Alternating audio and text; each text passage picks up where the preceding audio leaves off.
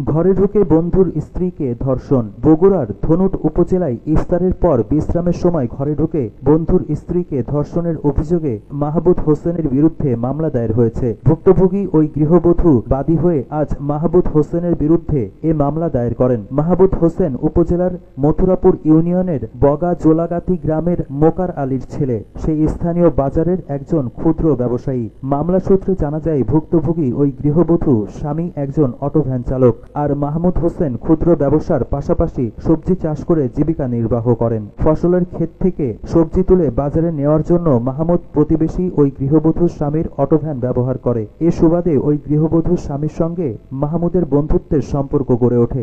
এ সুযোগে অটোভ্যান চালকের বাড়িতে যাতায়াতের এক পর্যায়ে ওই গৃহবধূর প্রতি কুদৃষ্টি পড়ে মাহমুদের। স্বামী স্ত্রী একসঙ্গে ইফতার শেষে স্বামী বাড়ির অদূরে বাজারে যায়। তখন ওই বাড়িতে অন্য কোনো লোকজন না থাকার সুযোগে মাহমুদ ঘরে ঢুকে বন্ধুর স্ত্রীকে ধর্ষণ করে। এ সময় গৃহবধূর স্বামী ঘরে ঢুকে মাহমুদকে আটকের চেষ্টা করে ব্যর্থ হয়। ঘটনার পর পলাতক থাকায় এ বিষয়ে মাহমুদের কোনো বক্তব্য পাওয়া যায়নি। ধনুট থানার ভারপ্রাপ্ত কর্মকর্তা ওসি সাইদুল আলম বলেন, ভিকটিমের জবানবন্দি রেকর্ড করার জন্য বগুড়া আদালতে এবং শারীরিক পরীক্ষার জন্য বগুড়া শহীদ জিয়াউর রহমান মেডিকেল কলেজ হাসপাতালে পাঠানো হয়েছে।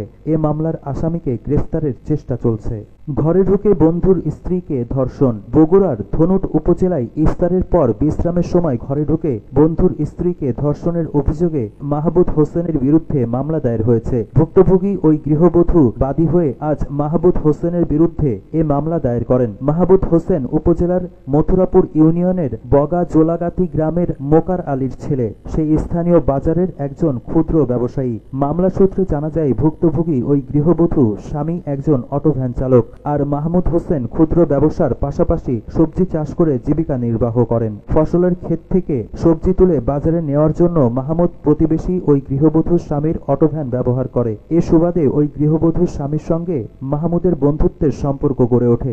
এ সুযোগে অটোভ্যান চালকের বাড়িতে যাতায়াতের এক পর্যায়ে ওই গৃহবধূর প্রতি কুদৃষ্টি পড়ে মাহমুদের।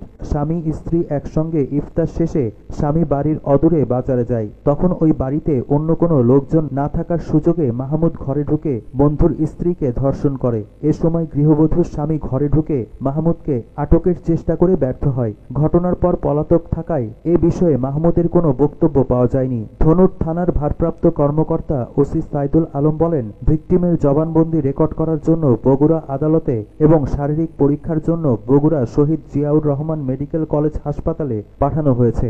এ মামলার আসামিকে গ্রেফতারের চেষ্টা চলছে।